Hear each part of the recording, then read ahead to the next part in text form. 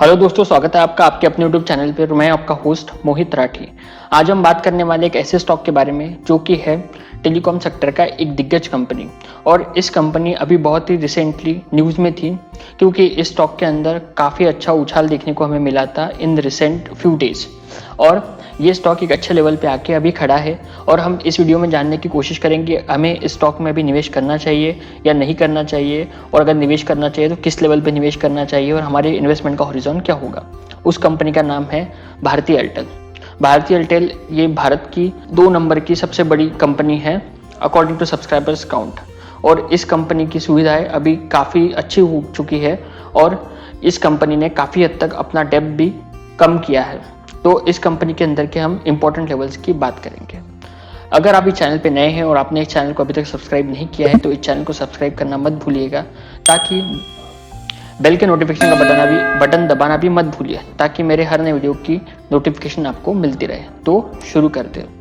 जैसे कि आप देख सकते हैं आज 29 अक्टूबर 2020 है और आज एयरटेल इंडिया का भाव चल रहा है 450 रुपीज़।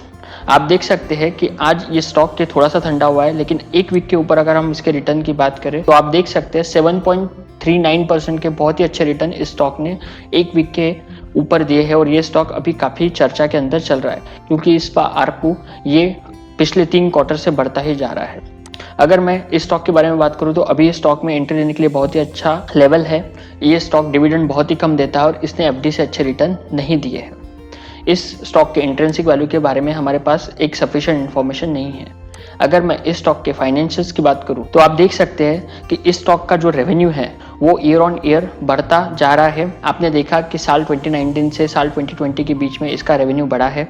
इसका EBITDA मार्जिन ये कम हुआ है क्योंकि इसके ऊपर AGR की एक बैठक के अंदर सुप्रीम कोर्ट ने इनको फाइन भरने को बोला था। इस वजह से इसका अर्निंग बिफोर टैक्स एक कम है और इसका प्रॉफिट भी इस वजह से आपको निगेटिव में दिख रहा है।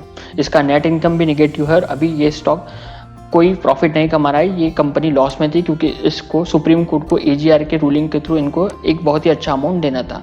अगर मैं इस स्टॉक के शेयर होल्डिंग पैटर्न की बात करूँ तो आप देख सकते हैं इस स्टॉक के अंदर जो टोटल प्रमोटर की होल्डिंग है वो अभी रिसेंटली कम हुई है।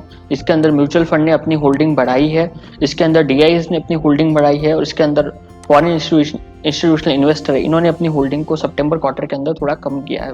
तो आप देख सकते हैं कि म्यूचुअल फंड और DIS इन दोनों ने अपनी होल्डिंग इस स्टॉक के अंदर बढ़ाई है। तो ये एक बहुत ही पॉजिटिव साइन है इस स्टॉक के लिए। अगर मैं इस स्टॉक को जो हेकेनिशी कैंडल है उसके ऊपर देखूं तो आप देख सकते हैं कि अभी इस स्टॉक में करंटली एक अपवर्ड ट्रेंड चल रहा है और इस स्टॉक ने 400 के लेवल से एक बहुत ही अच्छा अपवर्ड मोमेंट दिया है और ये स्टॉक यहाँ से ऊपर जा रहा है। लेकिन अभी जो रिसेंटली ये जो कैंडल बनी है ये कैंडल एक बेरिश कैंडल है। हो सकता है कि ये स्टॉक इस कैंडल से यहाँ पे और भी नीचे की तरफ ट्रैवल करे और हो सकता है कि आपको 400 के लेवल और भी देखने को मिले। अगर मैं प्राइस एक्शन की बात करूँ तो आप देख सकते हैं जो ग्रीन कलर के लाइन्स है ये इसके इमीडिएट सपोर्ट्स है और जो रेड कलर के लाइन्स है ये इसके रेजिस्टेंस है। आप देख सकते हैं कि ऑलरेडी ये स्टॉक अपने सपोर्ट के आसपास चल रहा है। आप यहाँ पे देख सकते हैं कि 450 के ऊपर इसका इमीडिएट सपोर्ट था और उसके नीचे ये 400 का जो लेवल है ये इसका एक बहुत ही अच्छा सपोर्ट है। आप देख सकते हैं कि 450 के लेवल के ऊपर यहाँ पे बहुत ही तगड़े वॉल्यूम हुए हैं और यहाँ से भी ये स्टॉक ने एक ऊपर का प्राइस ही दिखाया है। तो 450 का जो प्राइस है वो इस स्टॉक के लिए एक इमीडिएटली बहुत ही अच्छा सपोर्ट का काम कर सकता है because of this high volume. अगर मैं इस स्टॉक के लिए ऊपर के लेवल की बात करूं तो आप देख सकते हैं कि इस स्टॉक ने इस पूरे जोन में यहाँ पे और इस लेवल के ऊपर इस स्टॉक को एज अ रेजिस्टेंस देखा है और यहाँ पे इसने सपोर्ट लेने की कोशिश की है। तो ये जो 500 का लेवल है ये लेवल इस स्टॉक के लिए आने वाले दिनों में एक बहुत ही तगड़े रेजिस्टेंस का काम करेगा। जैसे आप देख सकते हैं जैसे ये स्टॉक यहाँ से जब ऊपर गया 500 के लेवल से ये ऊपर जब गया तो आप देख सकते हैं यहाँ पे बहुत ही हाई वॉल्यूम हुए। तो 500 का लेवल इस स्टॉक के लिए तोड़ना बहुत ही मुश्किल है और नीचे 450 का लेवल। तो हो सकता है कि आप आने वाले दिनों में इस स्टॉक को 400 से 500 के लेवल के बीच में घूमता देखें। आप अभी ऑलरेडी ये स्टॉक अपने एक नियर टर्म सपोर्ट या रेजिस्टेंस के आसपास है। तो जैसे ही ये स्टॉक यहाँ से ऊपर जाता है तो आपको 500 के लेवल देखने को मिलेंगे।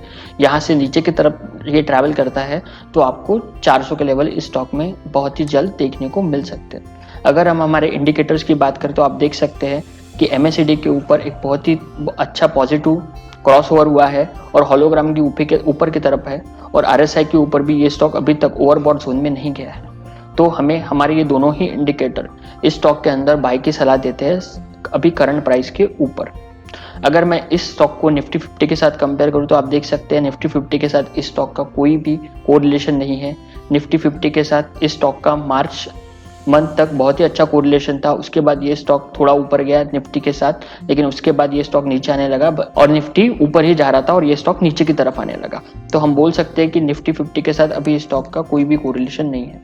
अगर मैं इस स्टॉक के ऊपर जो हमारे फेमस एक्सपोनेंशियल मूविंग एवरेज है 20 डेज, 50 डेज, 100 डेज, 200 डेज, जो कि ब्लू, रेड, ग्रीन और पिंक कलर के ऊपर है, तो आप देख सकते हैं कि इस स्टॉक ने अपना जो 20 दिन का मूविंग एवरेज है इसके ऊपर ये स्टॉक आया है, और 20 दिन के मूविंग एवरेज को ये स्टॉक बहुत ही अच्छे से सपोर्ट या रेजिस्टेंस फॉलो करता है। यहाँ पे आप देख सकते हैं कि 20 दिन का एक्सपोनेंशियल मूविंग एवरेज इसके लिए रेजिस्टेंस था, लेकिन जैसे ही ये 20 दिन के एक्सपोनेंशियल एवरेज के ऊपर आया, इसके लिए ये जो वैल्यू है ये सपोर्ट का काम करने लगी।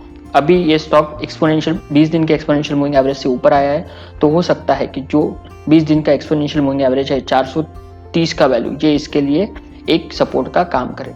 अभी ये स्टॉक अपने 50 दिन के एक्सपोनेंशियल मूविंग एवरेज से नीचे है, जो कि इसका इमीडिएट रेजिस्टेंस है, जो कि 460 के भाव के ऊपर आपको दिख रहा है। तो 20 दिन और ये स्टॉक की प्राइस 20 दिन के एक्सपोनेंशियल एवरेज के ऊपर है और 50 के जस्ट नीचे है, तो हमें इस स्टॉक के वैल्यू को इसके 50 दिन के एक्सपोनेंशियल एवरेज के ऊपर जाने के लिए वेट करना पड़ेगा। मतलब अगर ये स्टॉक का वैल्यू 460 के ऊपर जाता है तभी हमें इस स्टॉक के अंदर एक बाय की पोजीशन लेनी है। अगर ये स्टॉक वहां से नीचे आता है तो 4 से 30 के आसपास आपको इस स्टॉक का एक रेजिस्टेंस मिलेगा जहां पे आप बाय की पोजीशन ले सकते हैं। अगर मैं जो बॉलिंजर बैंड है उसके तरफ देखूं तो ये स्टॉक ऑलरेडी बॉलिंजर बैंड को तोड़ के ऊपर की तरफ जा चुका है, तो हो सकता है कि ये स्टॉक की वैल्यू ये बॉलिंजर बैंड का जो सेंटर है 420 का वैल्यू इसके आसपास आने की वापस कोशिश करे। तो यहाँ पे भी हमें कोई बाय का सिग्नल नहीं मिल रहा है बॉलिंजर बैंड के ऊपर, और MTTR के ऊपर भी, ATR के ऊपर भी हमें 17 रुपए का जो वैल्यू है वो एज अ स्टॉप लॉस नजर आ रहा है इस स्टॉक के ऊपर। अगर मैं फिबोनाची रिट्रेसमेंट के ऊपर इस स्टॉक के इंपॉर्टेंट लेवल जानने की कोशिश करूं तो आप देख सकते हैं कि 458 का जो लेवल है, जो कि हमारे एक्सपोनेंशियल मूविंग एवरेज में भी आ रहा था, ये लेवल इसके लिए एक रेजिस्टेंस का काम कर सकता है। और नीचे की दिशा में आप देख सकते हैं कि 416 रुपए का जो प्राइस है ये इसके लिए एक सपोर्ट का काम करेगा, जो कि हमें एक्सपोनेंशियल मूविंग एवरेज के अंदर भी दिखा है। तो ये दो जो इंपॉर्टेंट लेवल है ये हमें देखने पड़ेंगे, 416 का लेवल और ऊपर की दिशा में 460 का लेवल। अगर मैं ऑप्शन चेन की बात करूं तो आप देख सकते हैं कि कॉल साइड के ऊपर जो 500 रुपए का स्ट्राइक प्राइस है उसके ऊपर 52 लाख कॉन्ट्रैक्ट खड़े हैं नियर अबाउट, और नीचे की दिशा में आप देख सकते हैं कि 13,84,000 कॉन्ट्रैक्ट खड़े हैं 400 के प्राइस के ऊपर। सो 400 से 500 का जो प्राइस है, जो हमने इससे पहले भी डिस्कस किया है, ये इस स्टॉक का एक ट्रेडिंग जोन है। इस जोन के ऊपर ये स्टॉक चलेगा।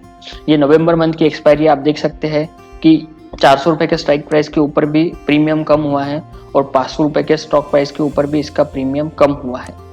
तो हम प्रीमियम डीके के ऊपर इस स्टॉक के बारे में अभी कुछ भी बता नहीं सकते हैं, क्योंकि नेक्स्ट मंथ की जो ऑप्शन चेन है वो अभी शुरू होने की है। ये सिर्फ एक रोल होल्ड डेटा है, तो ऑप्शन चेन के ऊपर भी हमें 500 से 400 का लेवल ये साफ साफ नजर आ रहा है। अगर मैं इस स्टॉक को मनी कंट्रोल के ऊपर देखूं और जानने की कोशिश करूं कि इसका ट्रेंड क्या है, तो डेली के ऊपर ये बुलिश चल रहा है, वीकली के ऊपर ये अभी भी बेरिश है और मंथली के ऊपर भी ये बुलिश है। अभी ही इसने अपना रिसेंटली जो एक रेजिस्टेंस था, इसको 514 रुपए का जो रेजिस्टेंस था, इसको ये स्टॉक तोड़ के अब वीकली के ऊपर देख सकते हैं कि जो 450 का एक रेजिस्टेंस था ये स्टॉक ने अभी तोड़ा है और ये स्टॉक इसके ऊपर ट्रेड कर रहा है। तो ये रहा हमारा एयरटेल का टेक्निकल एनालिसिस। तो इस पे हम एक ही बात बोल सकते हैं कि अभी ये स्टॉक अपने नो ट्रेड जोन में है। अगर ये स्टॉक 460 का लेवल पार करके जाता है तो ये 500 रुपए तक, मतलब 10% का आपको एक गेन दे सकता है। तो आपको अगर ये 460 के ऊपर क्लोज होता है तो इस स्टॉक के अंदर एक बाई की पोजीशन लेनी चाहिए, वरना अगर ये स्टॉक अपने 450 के लेवल से नीचे फिसलना शुरू करता है तो आप देख सकते हैं कि इसका जो नीचे का जो सपोर्ट है वो 400 के लेवल के ऊपर ही है। सो 420 या 420 के लेवल के आसपास ये स्टॉक आके रुक सकता है, या हो सकता है कि अगर न्यूज़ थोड़ा ख़राब हो जाए तो 400 के लेवल तक भी ये आ सकता है, जो कि हमें एक्सपोनेंशियल मूविंग एवरेज और अदर सेटअप भी बता रहे हैं। तो ये रहा हमारा एयरटेल का टेक्निकल प्लस फंडामेंटल एनालिसिस। आपको ये वीडियो कैसा लगा मुझे बिल्कुल बताइए कमेंट में, और अगर आप इस स्टॉक मुझसे किसी स्टॉक का एनालिसिस कराना चाहते हैं तो उस स्टॉक का नाम कमेंट बॉक्स में लिखिए, मैं उस स्टॉक का बारे में इंफॉर्मेशन आपसे शेयर करूंगा। Thank you as always, thanks for watching. Drop a like, leave a comment and don't forget to subscribe.